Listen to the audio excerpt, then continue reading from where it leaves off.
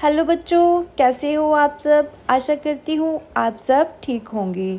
तो आज की वीडियो में हम करेंगे क्लास 9th की हिंदी का पार्ट नंबर 10, जिसका नाम है साए। इसको लिखा है हिमांशु जोशी जी ने। हम इस पार्ट के प्रश्न उत्तर करेंगे, उसके बाद इसका अभ्यास करेंगे। सबसे पहला प्रश्न है, परिवार वाले हर रोज़ किसकी राह देखते थे। उत्तर आएगा, परिवार वाले हर रोज़ अफ्रीका में रह रहे पति के पत्र की राह देखते थे। नेक्स्ट क्वेश्चन, घर का मुखिया कारोबार करने कहाँ गया हुआ था। उत्तर आएगा, घर का मुखिया कारोबार करने के लिए अपने एक मित्र के साथ अफ्रीका गया हुआ था। नेक्स्ट क्वेश्चन, अज्जू बड़ा होकर क्या बनना चाहता था। उत्तर आएगा, अज्जू बड़ा होकर अपने पापा की तरह अफ्रीका जाना चाहता था ताकि इंजीनियर बनकर पापा के साथ खूब काम करे। नेक्स्ट क्वेश्चन, अज्जू को नैरोबी में मिला वृद्ध व्यक्ति कौन था। उत्तर आएगा, अज्जू को नैरोबी में मिला वृद्ध व्यक्ति उसके मृत पिता का जिगरी दोस्त था, जो उसके साथ सांझे में कारोबार करता था। नेक्स्ट है, निम्नलिखित प्रश्नों के उत्तर 3-4 पंक्तियों में दीजिए। सबसे पहला क्वेश्चन, नैरोबी के अस्पताल से आए पत्र को पढ़कर पत्नी परेशान क्यों हो गई। उत्तर आएगा, नैरोबी के एक अस्पताल आए पत्र को पढ़कर पत्नी इसलिए परेशान हो गई क्योंकि वह पत्र बड़ा करुणामय तथा दर्द भरा था। उसका पति रोगग्रस्त था। पत्र में ये साफ साफ लिखा था कि रंग भेद के कारण उसे यूरोपियन लोगों के अस्पताल में जगह तो नहीं मिलती, फिर भी कहने कहलवाने पर स्थान तो मिल गया है, पर उसके पति का ऑपरेशन होगा, पता नहीं क्या होगा। नेक्स्ट क्वेश्चन, घर से जाने वाले पत्र में अज्जू और तन्नू के बारे में क्या क्या लिखा था। उत्तर आएगा, घर से जाने वाले पत्र में अज्जू के विषय में यही लिखा था कि वह पढ़ने में बहुत मेहनत करता है, उसे वजीफ़ा मिलेगा, उसी से वह अपनी आगे की पढ़ाई जारी रख सकता है। वह भी पापा की तरह अफ्रीका जाएगा, इंजीनियर बनेगा और पापा के साथ खूब काम करेगा। तनु अब 18 पार कर रही है, उसका विवाह करना है। नेक्स्ट क्वेश्चन, तनु के लिए वर सहज रूप से मिल जाने का क्या कारण था। तो उत्तर आएगा, तनु के लिए वर की तलाश में अधिक भटकने की आवश्यकता न हुई। तनु के लिए वर सहज रूप में मिल जाने का कारण तनु के पिता का अफ्रीका में होना था।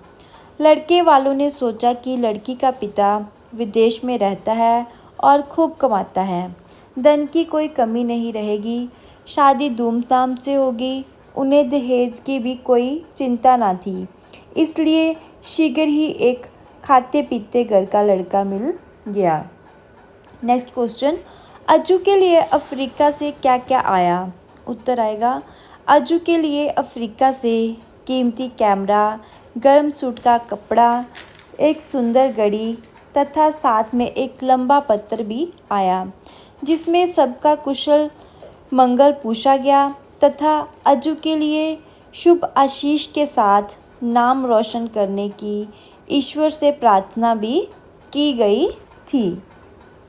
नेक्स्ट, पढ़ाई पूरी करने के बाद अज्जू ने अफ्रीका जाने का निश्चय किन किन कारणों से किया। उत्तर आएगा, अफ्रीका से पत्र आया कि अज्जू जब तक पढ़ाई पूरी कर लेता तब तक कुछ नहीं हो सकता। अंत में वह दिन भी आ पहुंचा। अब अज्जू ने अपनी पढ़ाई पूरी कर ली, कहीं अच्छी नौकरी की तलाश शुरू हुई, पर अब भी पिता के घर आने की संभावना ना दिखी, तो उसने स्वयं अफ्रीका जाने का कार्यक्रम बना लिया। उसने अफ्रीका में पहुंचकर पापा को चुकाने की पूरी योजना बना ली। उसने टिकट खरीद लिया, पासपोर्ट वीज़ा भी सब देखते देखते बन गया और एक दिन दिल्ली से वह विमान से रवाना भी हो गया। नेक्स्ट क्वेश्चन, अजू को अंत में पिता के जिगरी दोस्त ने बड़े गले से क्या बताया? उत्तर आएगा, पिता के जिगरी दोस्त ने अजू के चेहरे की ओर देखा और बड़े गले से कहा कि मैं तुम्हारे पिता का जिगरी दोस्त हूँ। तुम्हारे पिता तो तभी मतलब 10-15 साल पहले गुजर गए थे। अपने साझे कारोबार से उनके ही हिस्से के पैसे तुम्हें नियमित रूप से भेजता रहा हूँ। कितने वर्षों से मैं इसी दिन के इंतज़ार में था। अब तुम बड़े हो गए हो, अपने इस कारोबार में मेरा हाथ बटाओ। मेरा वचन पूरा हो गया जो मैंने उसे मरते समय दिया था। ये सब कहते हुए उनका गला भर आया। नेक्स्ट है, निम्नलिखित प्रश्नों के उत्तर 6-7 पंक्तियों में दीजिए। सबसे पहले प्रश्न है, वृद्ध व्यक्ति का चरित्र चित्रण कीजिए। उत्तर आएगा, वृद्ध व्यक्ति अजू के पिता के साझे कारोबारी थे। जब अजू के पिता का देहांत हो गया तब वह वृद्ध व्यक्ति अपने मित्र के साझे की रकम पिता बनकर लगातार उसके बच्चों के लिए भेजता रहा। उसकी ईमानदारी इससे अधिक और क्या हो सकती है कि अपने मृत मित्र के परिवार को सफल जिंदगी देकर अंत में उसके हिस्से का काम भी उन्हें सौंप देता है। इस प्रकार वृद्ध व्यक्ति अपने उत्तरदायित्व को कभी भी नहीं भूलता। अपने मित्र के परिवार को कई पत्र भी लिखता रहता है। उसकी बेटी की शादी के लिए वह गहने और कपड़ों की भी व्यवस्था करता है। अजू को भी उसके पास होने की कीमती कैमरा, गर्म सूट का कपड़ा तथा सुंदर घड़ी भी भेजता है। सचमुच वह बड़े ही सहृदय पुरुष है। नेक्स्ट क्वेश्चन, वृद्ध व्यक्ति ने अजू और उसके परिवार की देखभाल में क्या भूमिका निभाई और क्यों? उत्तर आएगा, अफ्रीका में सांझे में काम करने वाले 2 मित्रों में एक का देहांत हो जाता है तथा दूसरा व्यक्ति कई वर्षों तक उसके परिवार को उसकी मृत्यु की सूचना ना देकर स्वयं ही उसके परिवार का मुखिया बनकर सारे उत्तरदायित्व निभाता है। वह खुद बूढ़ा हो जाता है पर वह अपने मित्र की मृत्यु का आभास उसके परिवार को नहीं होने देता। अजू जब अफ्रीका जा पहुंचता है तो उसे अपने कारोबार में मिला लेता है तथा अपने मृत मित्र का सारा हिस्सा सौंप देता है। इसके अतिरिक्त समय समय पर वह उसके परिवार को सभी परिस्थितियों में उचित सहयोग देता रहता है। उसके बेटी के विवाह के लिए भी समुचित प्रबंध करता है और उसके परिवार का भरण पोषण भी निस्वार्थ भाव से करता रहता है। नेक्स्ट क्वेश्चन है, साय कहानी के शीर्षक की सार्थकता स्पष्ट कीजिए। उत्तर है, हिमांशु जोशी द्वारा विरचित साय नामक कहानी का शीर्षक सार्थक प्रतीत होता है क्योंकि हम देखते हैं कि अफ्रीका के नैरोबी में जाकर जब 2 मित्र सांझे में कारोबार करते हैं और जब एक मित्र का देहांत हो जाता है तो दूसरा मित्र उसके परिवार का एक साया बनकर उनको हर अवस्था में संरक्षण प्रदान करता है। वह अपने मित्र के परिवार को सभी कठिन परिस्थितियों में से एक पिता की तरह अपनी छत्र छाया प्रदान करता रहता है। उसके परिवार को इस बात का पता ही नहीं लगने देता कि उनके मुख्य सदस्य का देहांत हो चुका है। जब भी उसके मित्र का परिवार किसी संकट या कठिन परिस्थिति में फंस जाता है तब वह एक पिता बनकर उन्हें पूरा संरक्षण प्रदान करने की व्यवस्था भी करता है। वह उन सबके लिए ऐसा साया था जिसके आश्रय उन लोगों ने भंवर को पार कर लिया था। नेक्स्ट है, निम्नलिखित कथनों के भाव स्पष्ट करें। पहला कथन है, तिनकों के सहारे तो हर कोई जी लेता है, लेकिन कभी कभी हम तिनकों के साए मात्र के आश्रय भंवर से निकलकर किनारे पर आ लगते हैं। तो इसका अर्थ है, जब अज्जू अपने पिता से मिलने के लिए अफ्रीका के नैरोबी में जा पहुंचता है तो उसे उसके पिता तो नहीं मिलते, पर उसके पिता के मित्र और कारोबार के सहयोगी एक वृद्ध व्यक्ति उसे उसके पिता की मृत्यु की बात बता देते हैं तथा उसे हौसला देते हुए वह उसे स्पष्ट शब्दों में कहता है कि देखो बेटा, तिनके के सहारे तो हर कोई जी लेता है, अर्थात किसी को संकट में थोड़ा सा भी संरक्षण मिल जाए तो वह संकट का सामना करने की क्षमता पा ही लेता है। जैसे कहा जाता है कि तिनका भी कभी कभी डूबते का सहारा बन ही जाता है। जहाँ तक इस कथन की बात है तो इसमें भी पूरी सच्चाई है कि कभी कभी हम तिनकों के साए मात्र के आश्रय भंवर से निकलकर किनारे पर आ लगते हैं।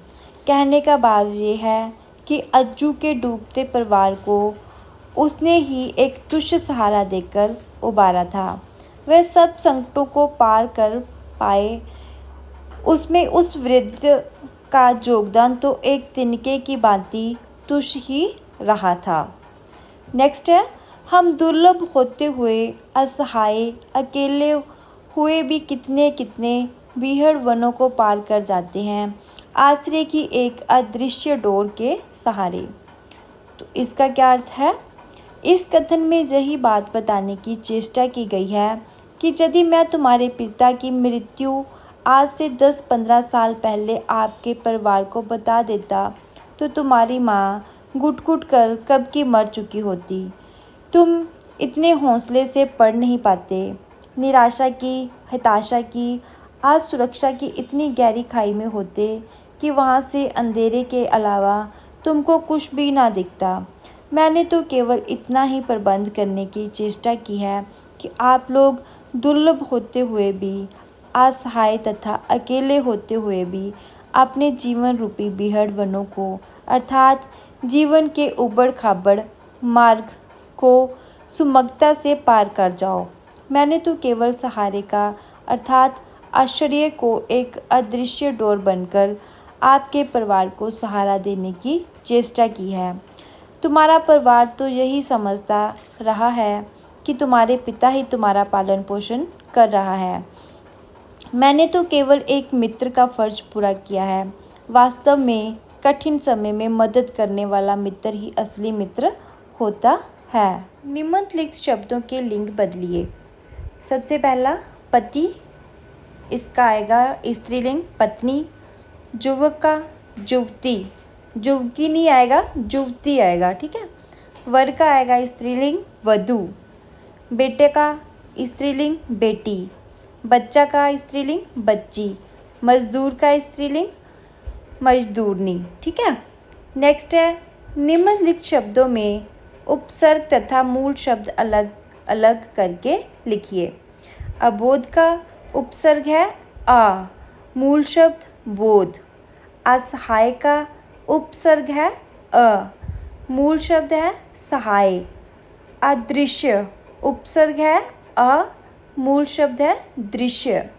असुरक्षा का उपसर्ग है अ, मूल शब्द है सुरक्षा। अप्रवासी का उपसर्ग है अ, मूल शब्द है प्रवासी। विलंब का उपसर्ग है वि, मूल शब्द है लंब। विलीन उपसर्ग है इसका वि और मूल शब्द लीन। विमान उपसर्ग वि और मूल शब्द आएगा मान। नेक्स्ट है, निम्नलिखित शब्दों के प्रत्यय तथा मूल शब्द अलग अलग करके लिखिए। पहला है मेहमानदारी, मूल शब्द आएगा मेहमान, प्रत्यय आएगा दारी। नेक्स्ट है भारतीय, इसका मूल शब्द आएगा भारत और प्रत्यय आएगा ये। नेक्स्ट है स्वाभाविक, स्वाभाविक का मूल शब्द है स्वभाव और प्रत्यय है इक। नेक्स्ट है नियमित, इसका मूल शब्द नियम और प्रत्यय आएगा इत। नेक्स्ट है आसानी, इसका मूल शब्द है आसान और प्रत्यय आएगा ई। नेक्स्ट है आवश्यकता। इसका मूल शब्द है आवश्यक और प्रत्यय है त। नेक्स्ट है निम्नलिखित तत्पुरुष शब्दों के तत्सम रूप लिखिए। तत्पुरुष कौन से शब्द होते हैं? हिंदी के, और तत्सम होते हैं संस्कृत के। जैसे तत्पुरुष है विवाह, विवाह, तो तत्सम आएगा विवाह। बूढ़ा का वृद्ध, भाई का भ्राता, हाथ का हस्त, रात का रात्रि, घर का ग्रह, पाँव का पाद, आज का अध, दो का दिव, मुँह का आएगा मुख। ठीक है, तो ये था हमारा पाठ, कहानी जो हमने की है साईं। आशा करती हूँ कि आपने इस कहानी से ज़रूर कुछ सीखा होगा। अगर वीडियो अच्छी लगी हो तो इसको अपने दोस्तों के साथ शेयर करें और वीडियोस देखने के लिए चैनल को सब्सक्राइब करें।